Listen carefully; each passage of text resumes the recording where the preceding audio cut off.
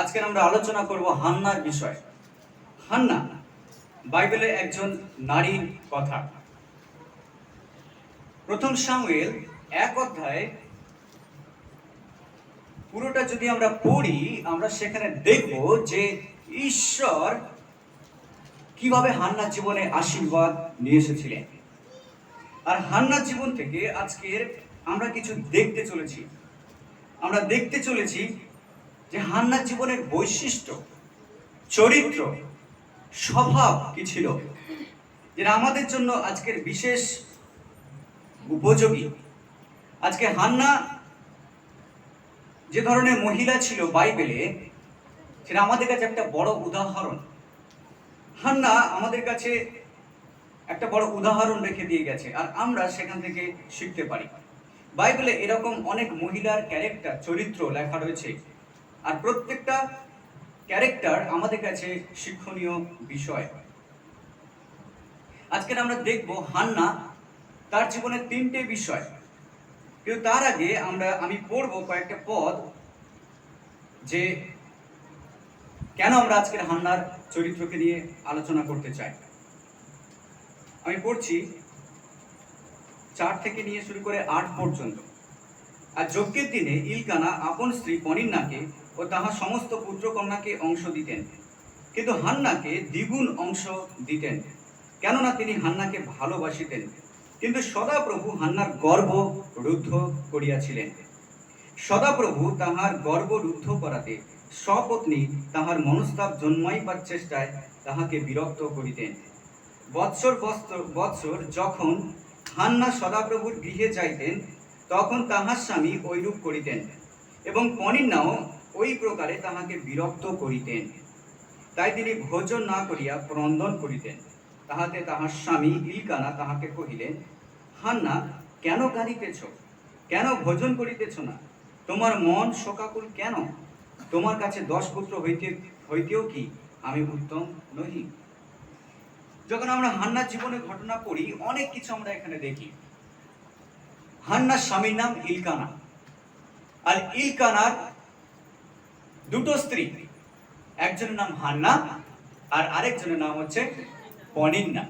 মনে রাখুন, হান্না, তার স্বামীর নাম ইলকানা, আর ইলকানার 2টো স্ত্রী, হান্না এবং পনিন্না। তো বুঝাই যাচ্ছে যে একজন লোকে যদি 2টো স্ত্রী হয়, তাহলে সেই পরিবারে কি হবে। স্বাভাবিকভাবে সেখানে অশান্তি হওয়া খুব সম্ভব বেশি রয়েছে। তো হান্না জীবনে একটাই দুঃখ ছিল, তার কোনো সন্তান নেই। তার জীবনে একটাই কষ্ট ছিল যে ঈশ্বর তাকে কোনো সন্তান দেননি। এখানে লেখা রয়েছে যে ঈশ্বর তার গর্বকে রুদ্ধ করেছিলেন। হান্না চেয়েছিল যে তার একটা সন্তান হোক, আর 5টা নারীর মতো তার জীবন সুন্দর হয়ে উঠুক। আর তখনকার দিনে যদি কারোর বাচ্চা না হতো, সন্তান না হতো, তাকে অভিশপ্ত বলা হতো, বা সেই মহিলা বা সেই নারী ভালো নারী নয়, পাপ রয়েছে তার জীবনে, তাকে চিহ্নিত করা হতো পাপিষ্ঠা বলে। তো ঠিক তেমনি হান্নার স্বামী ইলকানা ভালো লোক, ঈশ্বর ভয়শীল ব্যক্তি, কিন্তু হান্নার কোনো সন্তান না থাকায় হান্নার জীবনে অনেক দুঃখ ছিল, আর ইলকানা সেটা জানতো। হান্নার কোনো সন্তান না হওয়ায় তার স্বপত্নী মানে ইলকানার আরেকটা স্ত্রী হান্নাকে নিয়ে তাচ্ছিল্য করত, মজা করত এবং অপমান করত। আর দিন প্রতিদিন হান্নার এই অপমান শুনতে শুনতে, স্বপত্নীর খারাপ গালিগালাজ শুনতে শুনতে তার জীবন তিক্ত হয়ে ওঠে। কিন্তু সে আশা হারায়নি, তার জীবন বিষাক্ত হয়ে যায়। সে মনে মনে ভাবে যে হয়তো ঈশ্বর তার প্রার্থনাকে শুনছে না, ঈশ্বর তাকে ভুলে গেছে। হান্নার জীবন বিষাদগ্রস্ত হয়ে পড়ে। সে বুঝতে পারছে না কি করবে। লোক লজ্জা, সমাজের লজ্জা, বাড়িতেও অপমান, হান্নার জীবন আশাহীন হয়ে পড়েছিল। এরপরে ইলকানা তার স্বামী যখন ঈশ্বরের মন্দিরে প্রার্থনা করতে যায়, তখন হান্না বলল আমিও যাব। হান্নাও ইলকানার সঙ্গে যায়। কিন্তু তখনকার দিনে ঈশ্বরের মন্দিরে নারীদেরকে প্রবেশ করতে দেওয়া হতো না। নারীদের কোনো অধিকার ছিল না ঈশ্বরের মন্দিরে গিয়ে প্রার্থনা করবার। কিন্তু হান্না সেই কথা শুনেনি। হান্না সমস্ত পরম্পরাগত রীতি এবং সমাজের বাধা ঠেলে দিয়ে ঈশ্বরের মন্দিরে সে দৌড়ে যায়। আর সেখানে গিয়ে ঈশ্বরের মন্দিরে, যখন ইলকানা সেখানে ছিল না, ঈশ্বরের মন্দিরে গিয়ে সেই ঈশ্বরের মন্দিরের সামনে হাঁটু গেড়ে পড়ে। আর সেখানে কাঁদতে কাঁদতে ঈশ্বরের কাছে তার মনের সমস্ত তিক্ততা আর প্রার্থনা ঈশ্বরের কাছে ঢেলে দেয়। এতদিনের সেই জমে থাকা ব্যথা বেদনাকে হান্না ঈশ্বরের কাছে উজাড় করে দেয়। আর তার কান্না, চোখের জল, তার দুঃখ কষ্ট ব্যথা কান্না রূপে ঝরে পড়ে, চোখের জল হয়ে ঝরে পড়ে। আর যখন সে মন্দিরে প্রার্থনা করছিল আর কাঁদছিল ঈশ্বরের কাছে, তার হৃদয়ের তিক্ততাকে তুলে ধরছিল, তখন সেই মন্দিরের যাজক এলি তখন হান্নাকে দেখে ভাবলো এই মহিলা কেন এই মন্দিরে। আর সে যে প্রার্থনা করছে, সেই প্রার্থনার আওয়াজ শোনা যাচ্ছে না, তার শুধু মুখ চলছে কিন্তু কোনো আওয়াজ বেরোচ্ছে না। তো ইলি ভাবলো যে এই মহিলা নিশ্চয়ই মদ্যপান করে এসেছে, নিশ্চয়ই মদ্যপান করে সে এই মন্দিরে, ঈশ্বরের মন্দিরে এসেছে, ঈশ্বরের কাছে প্রার্থনা করতে, সে মন্দিরকে অপবিত্র করছে। ইলি এটাই ভাবলো। তাই ইলি বললো, ও হে, কেন এখন তুমি মদ্যপান করে এখানে এসেছো? তোমার থেকে তোমার দ্রাক্ষরস মানে তোমার নেশাকে দূর করো, এটা ঈশ্বরের মন্দির। কিন্তু হান্না বলল, স্যার মহাশয় এরকম বলবেন না, প্রভু আমি আপনার দাসী, আমি মদ্যপান করে আসিনি, কিন্তু আমার হৃদয়ে যে দুঃখ, যে কষ্ট, যে ব্যথা, আমার সন্তান নেই, আমি বন্ধা, ঈশ্বর আমার গর্ভকে রুদ্ধ করেছেন, আমি ঈশ্বরের কাছে এসেছি আমার হৃদয়ের সমস্ত ব্যথাকে ঢেলে দিতে। তখন ইলি বলল, তাই নাকি মা? আমার মনে হয় ঈশ্বর তোমার প্রার্থনাকে শুনেছে, তুমি শান্তিতে চলে যাও, ঈশ্বর তোমার প্রার্থনাকে গ্রহণ করেছেন। হান্না তখন উঠল আর মনে আশা নিয়ে ফিরে গেল। হান্না এনেছিল দুঃখ, কিন্তু সেই দুঃখকে ঈশ্বরের কাছে দিয়ে আনন্দ নিয়ে ফিরে গেল। সে প্রার্থনা করলো আর তার ভিতর থেকে সমস্ত তিক্ততা, দুঃখ, কষ্ট একবারের জন্য দূরে চলে গেল। সম্পূর্ণ আনন্দ নিয়ে সে বাড়িতে ফিরে গেল, কারণ সে বিশ্বাস করলো যে ঈশ্বর তার প্রার্থনা শুনেছেন। আর যখন সে সেখানে ছিল, সে প্রার্থনা করলো, ঈশ্বর আমি তোমার কাছে একটাই জিনিস চাই, যে আমার এই অসম্মানকে, আমার এই লজ্জাকে তুমি দূর করে দাও। আর যদি ঈশ্বর তুমি আমাকে একটা পুত্র সন্তান দাও, তাহলে আমি প্রতিজ্ঞা করছি যে সেই সন্তানকে আমি এই মন্দিরে এসে তোমার সামনে উৎসর্গ করব। সেই মন্দিরে আমি আমার সন্তানকে চিরকালের জন্য দিয়ে যাব। আমার সন্তান আমার সঙ্গে থাকবে না, কিন্তু ঈশ্বরের সঙ্গে থাকবে, ঈশ্বরের মন্দিরে। সে এই প্রতিজ্ঞা করলো, আর ঈশ্বর তার প্রার্থনাকে শুনলেন। এই হলো হান্নার জীবনী, এই হলো হান্নার ঘটনা। আজকে প্রিয় বিশ্বাসীরা, আমরা হান্নার জীবন থেকে 3টে শিক্ষা লাভ করব। প্রথম, হান্নার ধৈর্য। আজকে প্রিয়জনেরা, বিশ্বাসীদের জীবনের সব থেকে বড় অভাব যে জিনিসটা, সেটা হচ্ছে ধৈর্য। ধৈর্য বা পেশেন্স আমাদের জীবনের একটা চরিত্র হওয়া দরকার। আমরা অনেক চরিত্রের বিষয়ে কথা বলি, অনেক স্বভাব নিয়ে আলোচনা করি মানুষের, কিন্তু আপনি জানেন কি, একটা সব থেকে গুরুত্বপূর্ণ স্বভাব আমাদের মধ্যে যেটা হওয়া দরকার, সেটা হলো ধৈর্য।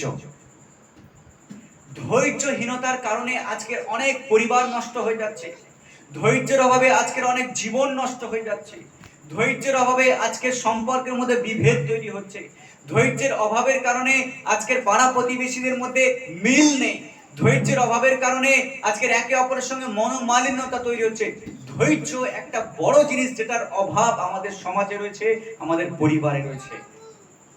আজকে প্রিয়জনেরা, ঈশ্বর চান যেন আমরা ধৈর্যশীল হই, কারণ ধৈর্যশীলতা ঈশ্বর থেকে আসে, আর এটা একটা স্বভাব, একটা চরিত্র যা আমাদের মধ্যে তৈরি হওয়া প্রয়োজন। ধৈর্য ছাড়া আমরা কখনো খ্রিস্টীয় জীবন অতিবাহিত করতে পারবো না। প্রকৃত খ্রিস্টীয় জীবনের মূল কেন্দ্রবিন্দুতে রয়েছে ধৈর্য, পেশেন্স। আজকে ধৈর্য আমাদের প্রয়োজন। যদি আমার মধ্যে ধৈর্য না থাকে তাহলে ঈশ্বরের প্রতি কোনো আস্থা আমাদের থাকবে না। যদি ধৈর্য না থাকে তাহলে আমরা কখনো সম্পর্ক তৈরি করতে পারবো না, আমরা ভাঙবো। যদি ধৈর্য আমাদের মধ্যে না থাকে তাহলে আমরা গড়ে উঠবো না, আমরা নষ্ট হয়ে যাব। যদি ধৈর্য আমাদের মধ্যে না থাকে, যদি ধৈর্যের অভাব হয় আমাদের মধ্যে, তাহলে আমরা উন্নতি করবো না, আমরা অবনতির দিকে যাব। আর এই ধৈর্যের অভাব আমাদের অনেকের মধ্যে রয়েছে। কিন্তু আজকের সময় হান্নার জীবন থেকে শেখা যে ধৈর্য কতটা ইম্পর্টেন্ট। আপনি কি ধৈর্য ধরে রয়েছেন? আপনার মধ্যে কি খ্রিস্টীয় ধৈর্য রয়েছে? আপনার পরিবারের প্রতি কি আপনার ধৈর্য আছে? আপনার গ্রামের প্রতি আপনার ধৈর্য আছে? আপনার প্রিয়জনদের প্রতি কি আপনার ধৈর্য আছে? যদি আমরা কেউ শ্বশুর হই তাহলে আমাদের কি জামাই বৌমা এদের প্রতি ধৈর্য আছে? যদি শাশুড়ি হই তাহলে জামাই বৌমার প্রতি কি আমাদের ধৈর্য আছে? যদি আমরা মা হই তাহলে সন্তানদের প্রতি কি আমাদের ধৈর্য আছে?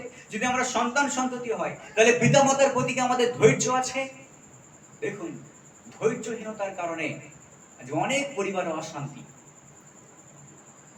অনেক সময় আপনি দেখবেন যে অশান্তি কোনো কারণই নেই। আমাদের অনেকের পরিবারে অশান্তি আছে, কিন্তু অশান্তির কোনো কারণই নেই। কিন্তু কারণটা কি? আসল কারণটা কি? আসল কারণটা হলো ধৈর্যের অভাব। অনেক সময় আমাদের অন্যের কথা সহ্য হয় না। কেউ যদি আমাদেরকে একটা কথা শোনায়, আমরা সব সময় তৈরি থাকি তাকে দুটো কথা শুনিয়ে দেওয়ার। কেন আমাকে এই কথা শোনালো? ধৈর্যের অভাব। প্রিয়জনেরা, মুখ খোলা অনেক সহজ, কিন্তু মুখ বন্ধ করে সেটাকে মেনে নেওয়া অনেক কঠিন। অনেক সময় মুখ বন্ধ করে রাখাটা অনেক কঠিন। আর আমি বলছি, ঈশ্বর চান যেন আমরা ধৈর্য শিখি। ধৈর্য কেউ আমরা জন্ম থেকে শিখে আসি না। ধৈর্য আমাদের মধ্যে তৈরি করতে হয়। ধৈর্য একটা স্বভাব যেটা আমাদের মধ্যে তৈরি হবে দিন প্রতিদিন। আমরা যেন ধৈর্য ধরতে শিখি। যে কোনো পরিস্থিতিতে, যে কোনো অবস্থায় আমরা যেন ধৈর্যকে আমাদের জীবনে সবসময় ভালো জায়গায় রেখে দিই। আমরা যেন নিজেদেরকে ধৈর্যের মধ্যে রাখি। অধৈর্য হলে চলবে না। অনেকে আছে যারা হট টেম্পার, আপনারা জানেন তো? আমরা দেখেছি অনেক লোক আছে যারা অল্প কথায় রাগ করে বসে, খুব তাড়াতাড়ি তারা রেগে যায়, তাদের মুখ খুব তাড়াতাড়ি চলে, তারা জানে না কি বলে। অনেক মানুষ আছে যারা আগে বলে তারপরে চিন্তা করে তারা কি বলে। আমাদেরকে সেরকম হলে চলবে না। আমাদেরকে আগে চিন্তা করতে হবে, তারপরে বলতে হবে। এটাই খ্রিস্টীয় জীবন। আমি কি বলছি, কারণ আমার মুখ থেকে যেটা বেরোবে সেটা হয় অন্যের জীবনকে গড়ে তুলবে, নাহলে অন্যের জীবনকে নষ্ট করবে। আমার কথা মানুষের জীবনকে নষ্ট করে দিতে পারে। আমার মুখের কথা একজনকে উৎসাহিত করতে পারে আর একজনকে নিরুৎসাহিত করে দিতে পারে। আমার কথা একজনকে সুস্থ করতে পারে আর আরেকজনকে অসুস্থ করে দিতে পারে। আমার মুখের কথায় আমি কাউকে হাসাতে পারি, আবার কাঁদাতেও পারি। আমাদেরকে ধৈর্য ধরতে হবে। হান্না ধৈর্য ধরেছিল। যখন পনিন্না দিন প্রতিদিন তার উপপত্নী দিন প্রতিদিন তাকে বিরক্ত করেছিল, তোর সন্তান নেই, তুই অভিশপ্ত, তোর সন্তান নেই, ঈশ্বর তোকে ভালোবাসে না, তুই ঈশ্বরের কাছ থেকে কোনো আশীর্বাদ পাবি না, তাকে বিভিন্ন ভাষায় যখন গালিগালাজ করেছিল, অপমান করেছিল, তখনও কিন্তু হান্না পনিন্নার প্রতি ধৈর্য ধরেছিল। সে চাইলে ইলকানার কাছে পনিন্নার বিরুদ্ধে অভিযোগ করতে পারত, কিন্তু আমরা কোথাও পড়ি না যে হান্না পনিন্নার বিরুদ্ধে তার স্বামীর কাছে অভিযোগ করেছে। না, হান্না কোনো অভিযোগ করেনি। সে ধৈর্য ধরেছিল, কারণ তার মধ্যে ধৈর্য অনেক বেশি ছিল। কারণ সে জানতো যে তার আজকে সন্তান হচ্ছে না, কারণ ঈশ্বর তার গর্ভকে রুদ্ধ করেছেন। সন্তান কার দান? ঈশ্বরের দান। আর পনিন্নার দৃঢ় ভরসা ছিল যে ঈশ্বর যদি আমার গর্বকে করেন, ঈশ্বর যদি আমার প্রতি সদয় হন, ঈশ্বর যদি আমাকে অনুগ্রহ করেন, আমি অবশ্যই করে একটা সন্তান লাভ করব। হান্নার ধৈর্যের কারণেই সে ঈশ্বরের কাছে দৌড়ে গেছিল। তার মধ্যে একটা ধৈর্য ছিল, আর প্রবল ধৈর্য তাকে আরো বেশি আস্থা রাখতে সাহায্য করেছিল। আজকের আমাদের মধ্যে ধৈর্য প্রয়োজন। প্রিয়জনেরা, ধৈর্য ছাড়া আমরা কখনো ঈশ্বরের কাছে আসতে পারবো না। যদি শান্তিপূর্ণ জীবন যাপন করতে হয় তাহলে ধৈর্য ধরতে হবে। অনেক সময় আমাদের বিরুদ্ধে অনেক কথা বলতে পারে। অনেক সময় আমি যেটা করিনি সেটা লোকে বলছে, কিন্তু ঝামেলা এড়ানোর জন্য, অশান্তি এড়ানোর জন্য আমাদেরকে অনেক সময় চুপ করে থাকতে হয়। আজকে আমাদের জীবনে প্রয়োজন সেই ধৈর্য। দ্বিতীয় বিষয় আমরা হান্নার জীবন থেকে শিখতে পারি, সেটা হলো হান্নার বিশ্বাস। শুধু সে ধৈর্য ধরেনি, কিন্তু ধৈর্যের সঙ্গে সে বিশ্বাসও করেছিল। বাইবেল এই কথা বলে যে বিশ্বাস ছাড়া ঈশ্বরকে সন্তুষ্ট করা অসম্ভব। আপনি পারেন বিশ্বাস ছাড়া ঈশ্বরকে সন্তুষ্ট করতে? আমি পারবো বিশ্বাস ছাড়া ঈশ্বরকে সন্তুষ্ট করতে? যে কেউ ঈশ্বরের কাছে আসে সে বিশ্বাস করুক যে ঈশ্বর আছে এবং তিনি ভালো এবং মন্দের প্রতিফল দাতা। ঈশ্বর আমাদের কাছে একটাই জিনিস চান, সেটা হলো বিশ্বাস। আপনার বিশ্বাস আপনাকে সাহায্য করবে আপনি কতদূর যাবেন। যদি আপনি বিশ্বাস করেন তাহলে আপনি টিকে থাকবেন, যদি আপনি বিশ্বাস না করেন আপনি টিকতে পারবেন না। আজকের আমাদের মধ্যে অনেক সময় বিশ্বাসের অভাব দেখা দেয়। আমরা বলে থাকি আমরা বিশ্বাসী, কিন্তু অনেক সময় আমরা জানি না আমরা নিজেরাই কি বিশ্বাস করি। আপনার বিশ্বাস আপনার জীবনে অনেক বড় আশ্চর্য কাজ করতে পারে। অনেক সময় আমরা প্রার্থনা করি কিন্তু আমরা কোনো উত্তর পাই না। কেন জানেন? কারণ আমি বিশ্বাস সহকারে ঈশ্বরের কাছে চাই না। প্রভু তো বলেছেন, চাও তোমাদেরকে দেওয়া হবে, খোঁজো খুঁজে পাবে, দরজায় আঘাত করো তোমার জন্য দরজা খুলে দেওয়া হবে। কিন্তু আমরা চাই অবিশ্বাস সহকারে, আমরা ঈশ্বরের কাছে আশা করি অবিশ্বাস সহকারে। আমাদের মধ্যে অনেক সময় বিশ্বাস নেই। বিশ্বাসের অভাবের কারণে অনেক সময় আমাদের প্রার্থনার উত্তর আমরা পাই না। কিন্তু আসুন আমরা বিশ্বাসকে তৈরি করি, কারণ বিশ্বাস ছাড়া আমরা বিশ্বাসী জীবন যাপন করতে পারবো না কখনো। প্রভু যিশু কি চান আমাদের মধ্যে? তিনি বিশ্বাস চান। যখন প্রভু তিনি অন্ধ লোকটাকে সুস্থ করলেন আর অন্ধ তার কাছে এসেছেন আর প্রভু বলছেন তুমি কি বিশ্বাস করো? অন্ধ লোকটা দৌড়ে এসে প্রভুকে বলছেন, প্রভু দাউদ পুত্র, প্রভু আমার প্রতি দয়া করুন। প্রভু আমি কি করব? আমি দেখতে চাই।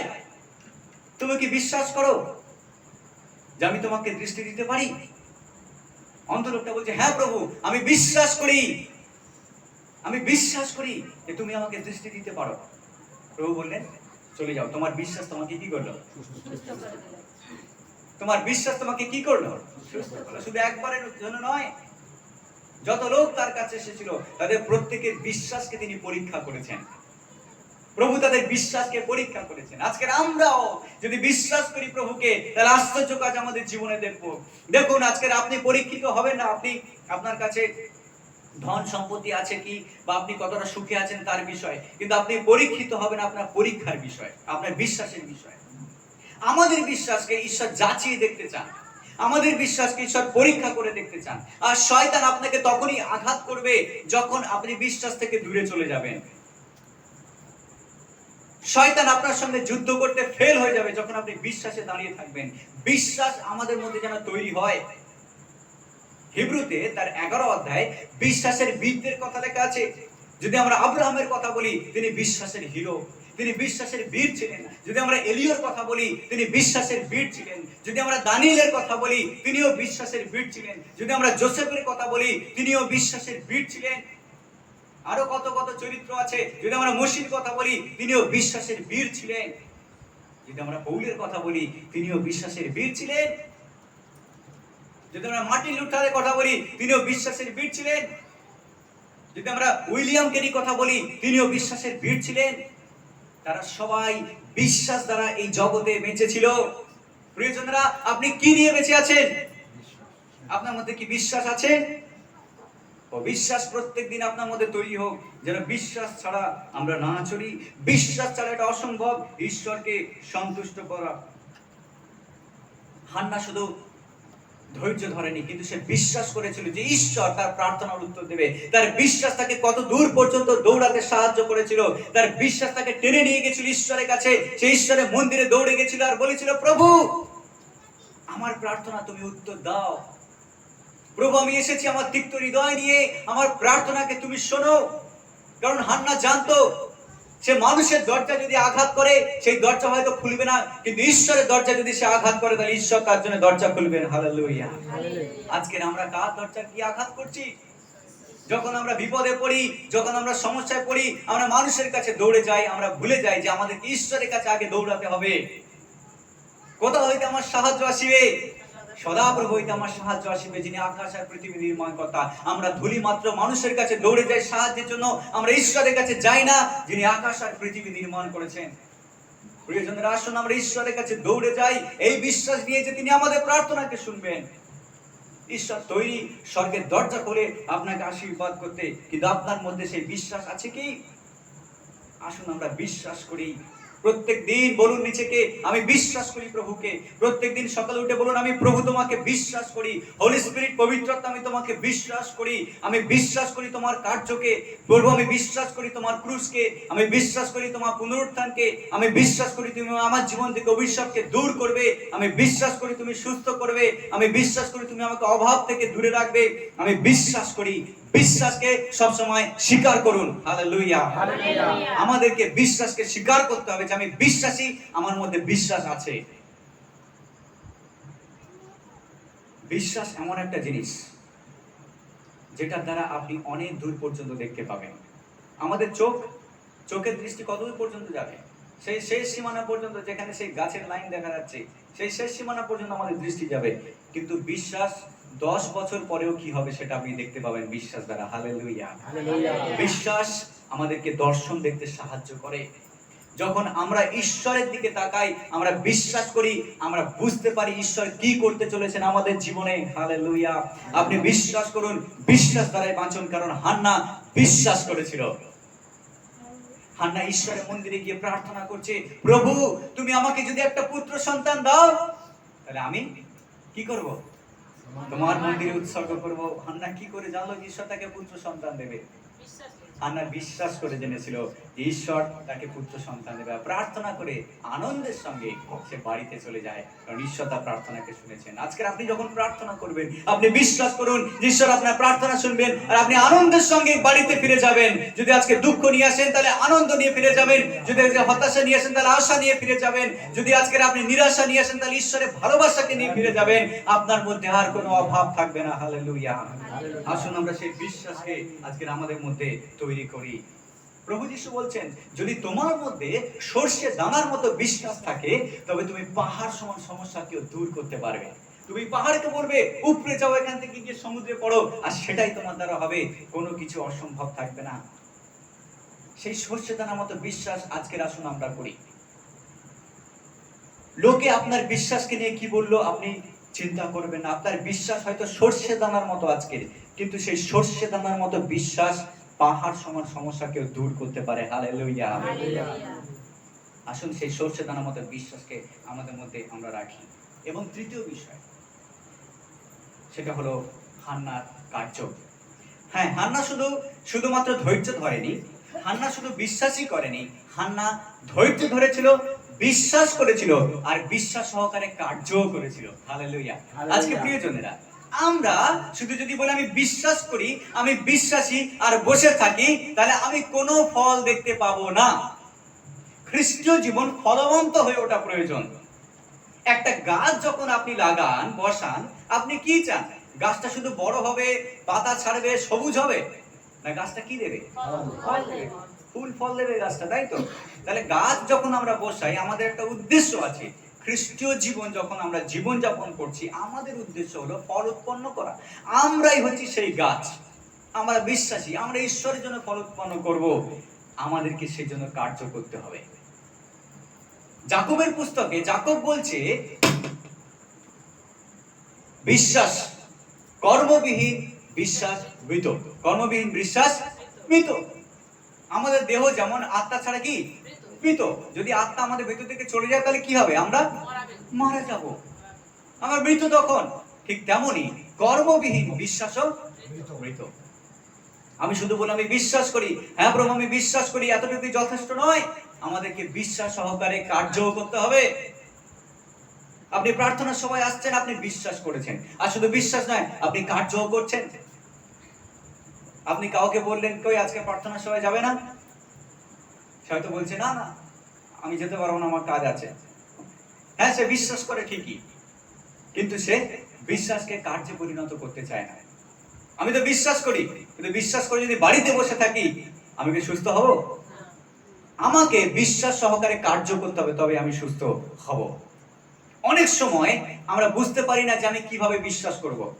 বিশ্বাস এবং কার্য দুটোকে একসঙ্গে যেতে হবে। আমি বিশ্বাস করি, কিন্তু আমি ঈশ্বরের কাছে প্রার্থনা করছি না, আমি কার্য করছি না। আমার বিশ্বাস কার্যবিহীন, আমি কাজ করছি না ঈশ্বরের জন্য, আমি কাজ করছি না আমার সমস্যার জন্য। অনেক সময় পাশের বাড়ি আমার লোকরা খেতে পাচ্ছে না, তাদের সংসারে অভাব। আমি বিশ্বাসী, আমি তো প্রার্থনা করি, আমি তো জানি ঈশ্বর আমাকে আশীর্বাদ করেছে, কিন্তু আমার পাশের বাড়ির লোক খেতে পাচ্ছে না। আমি প্রার্থনা করছি, প্রভু তুমি ওদেরকে খাবার দাও, প্রভু তুমি ওদেরকে জুগিয়ে দাও, প্রভু তুমি ওদেরকে সাহায্য করো, ওদের বাড়ি বাচ্চাগুলো কাঁদছে, ওরা খেতে পাচ্ছে না। আর প্রভু বলছেন তুমি যাও, গিয়ে দাও। আপনি বলছেন আমি কিভাবে দেবো, আমার কাছে কিছু নেই। আমি তো প্রার্থনা করছি প্রভু। ঈশ্বর হয়তো আপনার হৃদয়ে কথা বলছেন যে তুমি যাও, তুমি গিয়ে খেতে দাও, তুমি গিয়ে ওদেরকে হেল্প করো। আপনি যখন উঠবেন, যাবেন আর তাদেরকে সাহায্য করবেন, সেটাই হচ্ছে কার্য। হালেলুয়া। আজকের আমাদেরকে শুধু বিশ্বাস নয়, কিন্তু বিশ্বাস সহকারে আমাদেরকে কার্য করতে হবে। হান্না শুধু বিশ্বাস করে বাড়িতে বসেছিল না, তার বিশ্বাস তাকে দৌড়াতে সাহায্য করেছিল ঈশ্বরের মন্দিরে। আর সেখানে গিয়েছে, কেঁদে কেঁদে ঈশ্বরের কাছে প্রার্থনা করে বলছে, ঈশ্বর তুমি যদি আমাকে একটা সন্তান দাও, আমি তোমার কাছে তাকে উৎসর্গ করব, তোমার মন্দিরে সে থাকবে। হান্না শুধু বিশ্বাস করেনি, বিশ্বাস সহকারে সে কার্য করেছিল। কারণ সে জানে যে তার সমস্ত দুঃখ কষ্টের একটাই সমাধান, সেটা হচ্ছে আমার প্রভু, আমার ঈশ্বর, আমার উদ্ধারকর্তা, যে আমার জন্য চিন্তা করে। হান্না এমন একজন মহিলা যে বিশ্বাস সহকারে কার্যকেও করেছিল। হান্না ঈশ্বরের দরজাতে আঘাত করেছিল, আর ঈশ্বর তার জন্য দরজা খুলে দিয়েছেন। আজকে আসুন আমরা শুধুমাত্র যে ধৈর্য ধরবো তা নয়, বা শুধুমাত্র বিশ্বাস করবো তাও নয়, আমরা ধৈর্য ধরবো, বিশ্বাস করব, আর বিশ্বাস সহকারে আমরা কি করব, কার্য করব। আসুন এই তিনটে জিনিস আমাদের মধ্যে তৈরি হোক। হান্না বিশ্বাস, প্রথমে ধৈর্য ধরেছিল, বিশ্বাসও করেছিল, কার্য করেছিল। আসুন আমরাও আজকের হান্নার মতো হই, আমরা ধৈর্য ধরি, আমরা বিশ্বাস করি, আর কার্য করি ঈশ্বরের জন্য, আর ঈশ্বরের নাম গৌরবান্বিত হবে। হালেলুয়া, আমিন।